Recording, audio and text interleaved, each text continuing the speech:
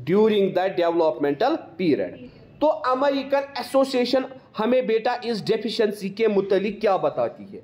वो कहती है मेंटल रिटार्डेशन का मतलब क्या है? सब एवरेज, सब एवरेज मतलब एवरेज से भी बिलो, सब एवरेज इंटेलेक्चुअल डेवलपमेंट। एक बच्चे के अंदर इंटेलेक्चुअल डेवलपमेंट बहुत कम होना। और बेटा जब ये बच्चा क्या काम करता है, जब ये अपने एडेप्टिव बिहेवियर में क्या देखता है? डेफिशिएंसी, मतलब जो बिहेवियर ये ऑप्ट करता है उसमें क्या होती है? डेफिशिएंसी। किस किस के रिगार्डिंग बेटा ये डेफिशिएंसी होती है? डेवलपमेंट के रिगार्डिंग ये डेफिशिएंसी होती है। अब देखिए बेटा उसके बाद इन ऑर्डर टू जज, ये भी यही बोलती है definition. In order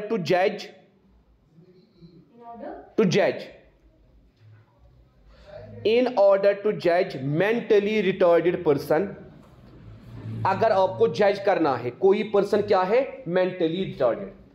in order to जज मेंटली रिटार्डेड पर्सन,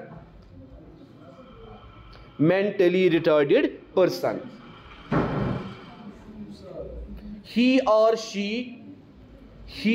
शी, चाहे ये पर्सन ही है चाहे ये पर्सन शी है, shows IQ below 70, shows IQ below 70। ये क्या IQ दिखाता है बेटा? below 70, ठीक है बेटा, 70 से कम ये IQ दिखाता है, below 70, ठीक है। इसका IQ क्या आता है? below 70। हाँ, and deficits in adaptive behaviour जो हमने अभी डेफिनेशन में बोला। हाँ, DEFICITS इन एडेप्टिव बिहेवियर और the capacity to be independent, capacity to be independent मतलब ये चाहता है मैं इंडिपेंडेंट रहूं, मतलब मैं भी अपने रोजमर्रा के काम खुद करूं, मैं भी अपने रोजमर्रा के काम क्या करूं? खुद करूं। एंड डील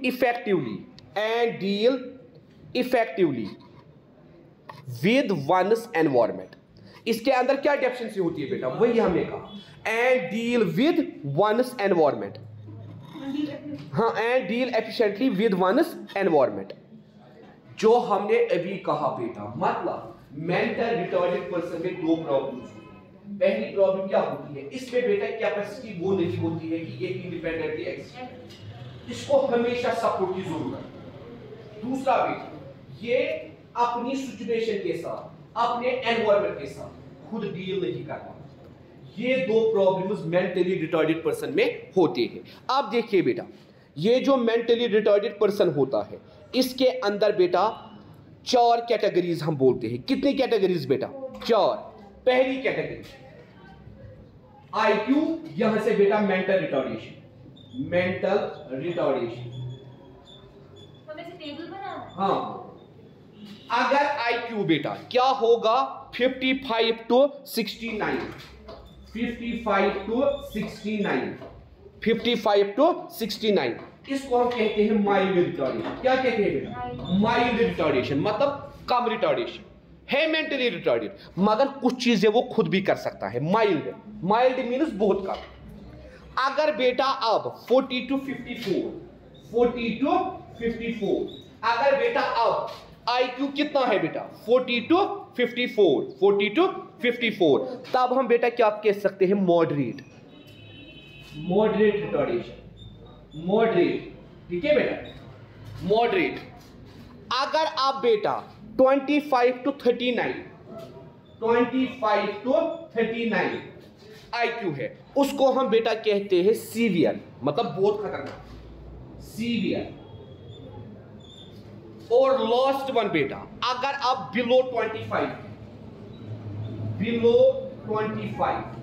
ऐसे पर्सन में हम बेटा कहते हैं प्रोफाउंड। क्या कहते हैं बेटा? प्रोफाउंड। तो बेटा 4 किस्म की रिटार्डेशन होती है। ठीक है बेटा। अगर एक पर्सन के अंदर IQ है 55 to 69, फिर हम कहते हैं माइल्ड रिटार्डेशन के अंदर, मतलब बहुत कम है। मगर अगर बेटा 40 to 54 है, हम कहते हैं मॉडरेट। अगर बेटा 25 to 39 है, हम कहते हैं सीवियर। और बेटा अगर बिलो 25 है, हम क्या कहते हैं, प्रोफाउंड। ठीक है, तो हम कहते हैं ये है बेटा क्या, माइल्ड रिटार्डेशन। अब देखिए बेटा, माइल्ड रिटार्डेशन और फैमिली का रोल, कैसे फैमिली माइल्ड रिटार्डेड बच्चों को ट्रीट करेगी, या कैसे वो कोशिश करेंगे हमारे जो बच्चे हैं उनकी माइल्ड रिटार्डेशन हम कैसे ठीक करेंगे। ठीक है बेटा, आप लिखो नीचे, रोल ऑफ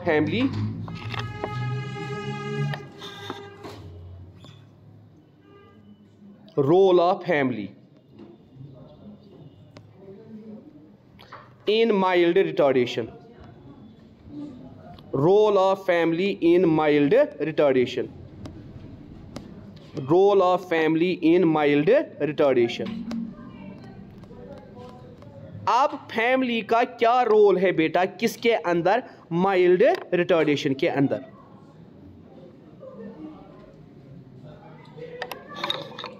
पहली चीज बेटा, फैमिली को अंडरस्टैंड होना चाहिए क्या, mild retardation is developed, mild retardation is developed, हमें नहीं सुनाई देता है तो mild retardation is developed due to heredity also.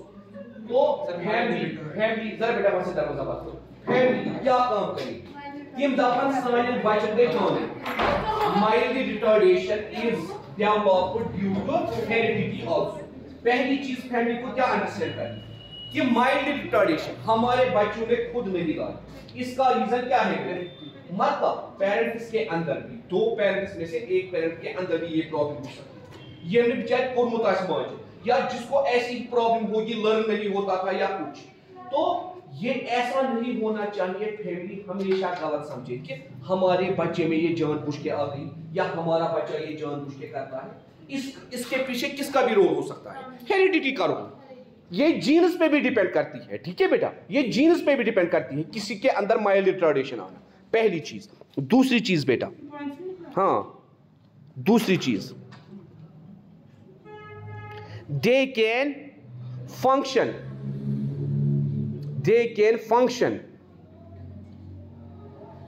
quite independently। अगर वो सारे काम खुद नहीं कर सकते हैं, मगर कुछ काम क्या कर सकते हैं, खुद कर सकते हैं। they can function quite independently, comma hold job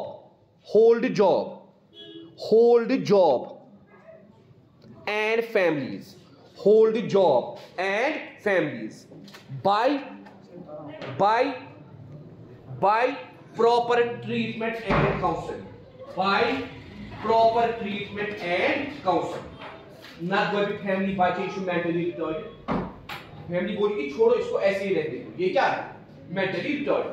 family कोई भी बच्चे सुधा पे क्या करे रिस्पॉन्सिबिलिटी, इशू मेंटली रिटार्डेड। इसीलिए बेटा हम कहते हैं हमें उनकी ट्रीटमेंट करानी चाहिए, हमें उनकी काउंसलिंग करानी चाहिए।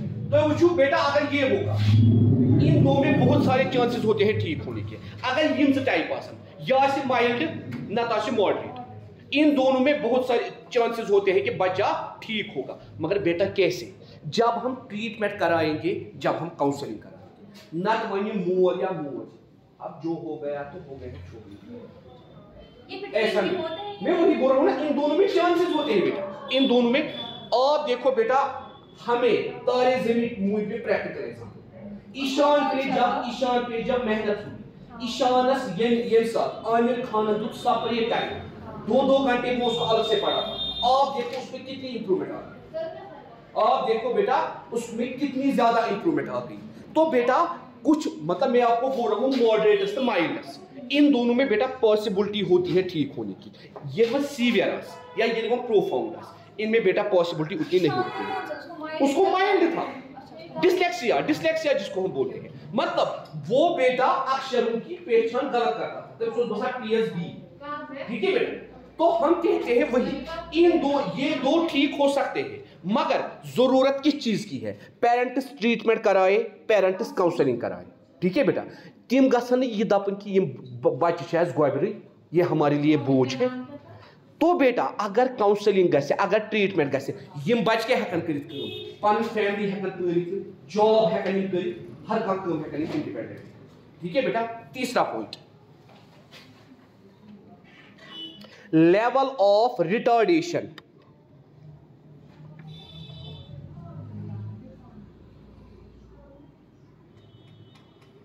Level of retardation increases when family cannot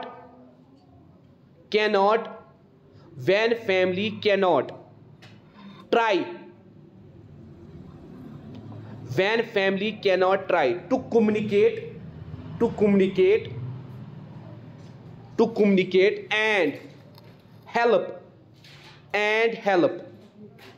in developing language and motor skills. And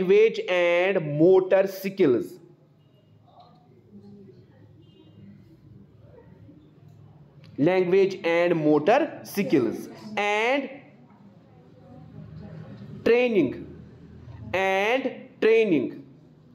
in self-care skills, and simple social and communication skills। तो बेटा ये रिटार्डेशन और इंक्रीज हो सकती है जब फैमिली कभी उनके साथ कम्युनिकेट नहीं करेगी, जब फैमिली उनको सपोर्ट नहीं करेगी, जब फैमिली कोशिश नहीं करेगी हम उनकी लैंग्वेज डेवलप करें, हम उनके अंदर मोटर स्किल्स डेवलप करें, हम उनको ट्रेनिंग दें, कैसे वो अपना केयर करेंगे। ठीक है बेटा, कैसे वो अपना केयर करेंगे। ठीक है बेटा, हम उनको ट्रेनिंग दें। ठीक है, आप देखिए बेटा यहाँ स्पेशल स्कूल में बच्चों को भेजा जाता है। क्यों बेटा भेजा जाता है? क्योंकि उनके अंदर कॉग्निटिव एबिलिटी की प्रॉब्लम होती है, मतलब कोई बोल नहीं पाता है, कोई सुन नहीं पाता है, या किसी का माइंड प्रॉपर्ली डेवलप नहीं होता है। स्पेशल स्कूल में उनको क्या करते हैं, उनको ट्रेनिंग देते हैं वो कैसे कम्युनिकेट करेंगे। ठीक है बेटा, ताकि उनकी मदर चाहती है ताकि कम से कम कुछ रोजमर्रा के काम ये खुद करें, मगर बेटा ये कैसे पॉसिबल है जब फैमिली का सपोर्ट होगा। इसीलिए इन मेंटली रिटार्डेड बच्चों की जिम्मेदारी किस पे होती है, वो उनकी रिटार्डेशन को इंक्रीज कर सकते हैं या डिक्रीज कर सकते हैं। अगर वो उनकी केयर करेंगे, उनकी काउंसलिंग करेंगे, उनको ट्रेनिंग देंगे, तो बेटा रिटार्डेशन क्या होगी, डिक्रीज। अगर वो कोशिश ही नहीं करेंगे, वो कहेंगे हमारे बच्चों में ये प्रॉब्लम है तो है, उनकी रिटार्डेशन डे बाय डे क्या होगी बेटा, इंक्रीज ही होगी, वो डिक्रीज नहीं होगी। वो बेटा क्या होगी, वो इंक्रीज ही होगी, स्वगस ने डिक्रीज की। ठीक है बेटा, तो ये हम कहते हैं आईक्यू पे मेंटली रिटार्डेड पर्सन काम गई। ठीक है बेटा, कल हम